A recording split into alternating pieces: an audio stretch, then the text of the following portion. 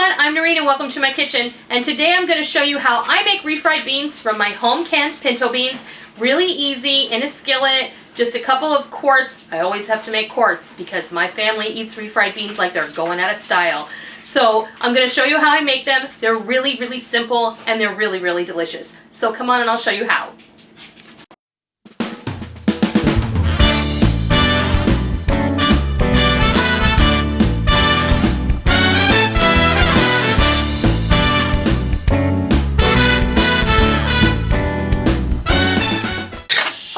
We're going to do our refried beans, and I'm just popping open a couple of quarts of my home canned beans, and these are just pinto beans, no biggie. In my skillet I have about 2 tablespoons of whatever vegetable oil, neutral vegetable oil you prefer.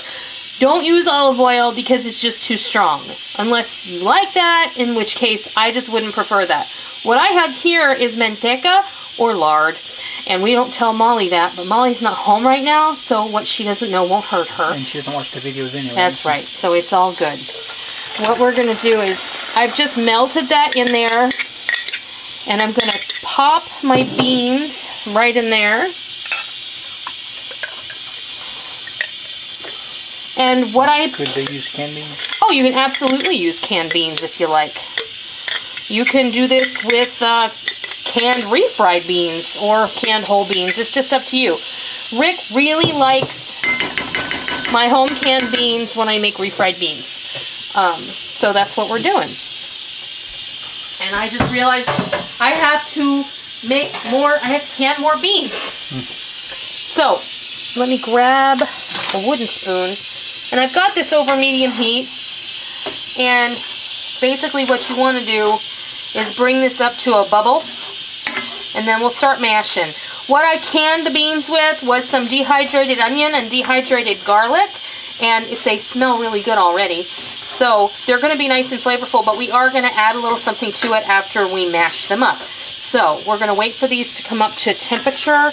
And then we're going to start, well, they're already starting to get warm. So I'm going to wait for these to come to a bit of a simmer, and then I'll bring you back and I'll show you what happens next. Alright, we're starting to bubble, and all you've got to do is get your potato masher and go at it. These are going to thicken up, and they're going to be refried beans, just like you would get if you opened up a can, only they're going to be 10 times better because you made them yourself.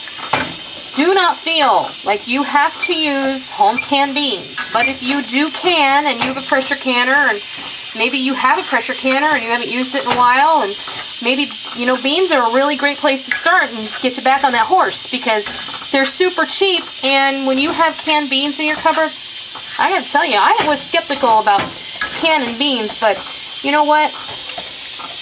Being able to have these on the shelf, being able to pull them off whenever I want, it really is amazing. They could be a meal all by themselves. Sure they can. They are great to throw in a pot of chili, or just throw a ham bone in them and simmer them for the afternoon, and then you've got a nice meal. You make some cornbread, that's a good meal. So, these are mashed to my liking. They're not too mashed. You still know there's beans in there.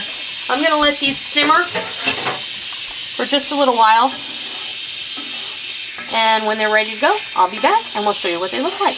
Alright, it has been about 15 minutes, and you're going to have to kind of stir it so that it doesn't stick to the bottom of the skillet, but you can see how thick these have gotten, and that's just how you want your refried beans.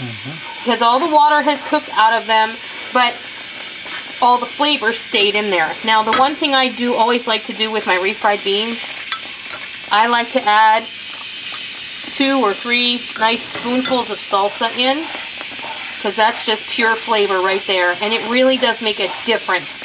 This helps us not have to saute any onions and garlic and all of that.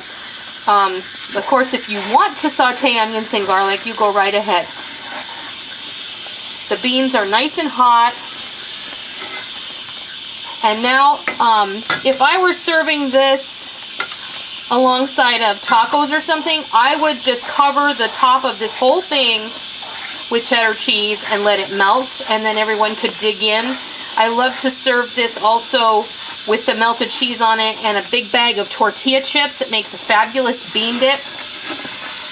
Big dollop of sour cream in the middle, and it's a fantastic bean dip. You don't even have to take it out of the skillet. You can just put it on the table, open up that bag of chips. Maybe you could even heat the chips up on a cookie sheet in a warm oven, just a warm oven. And then everybody can dig in. This is fabulous for game day or whatever.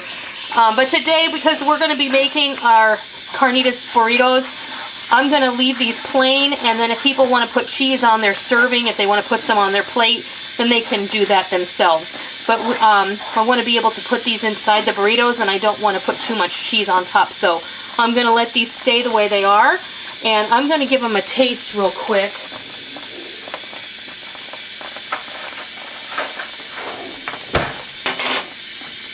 And I'm going to turn them off because they're plenty hot. They smell fantastic. Everything smells good tonight in my kitchen.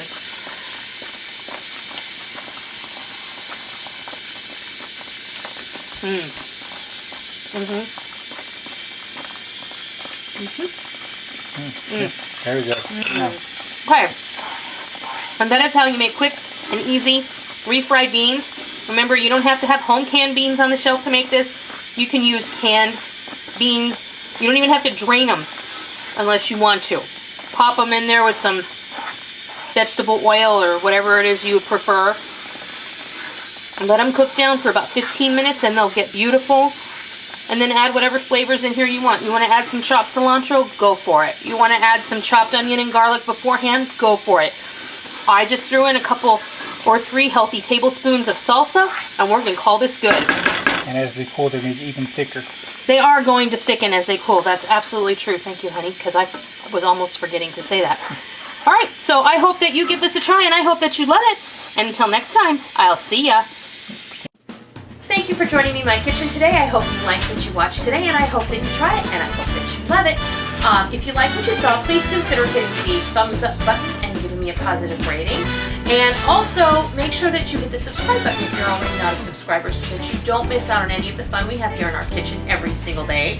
You can also follow me on Facebook and Twitter and Pinterest and Instagram and Google Plus and Blogger. I have a blog over there, and you can take a look at that. You can subscribe to that feed as well. And don't forget that every recipe that you see me do here on YouTube, with the exception of a few earlier ones, you can access all of the recipes over on my website, noreenskitchen.com, where you will find printer-friendly versions of those recipes so you can print them out and keep them for your own. So, I hope that you enjoyed it. I'm really glad that you're here. Thank you for stopping by. Don't forget to come by tomorrow. Until next time, happy eating!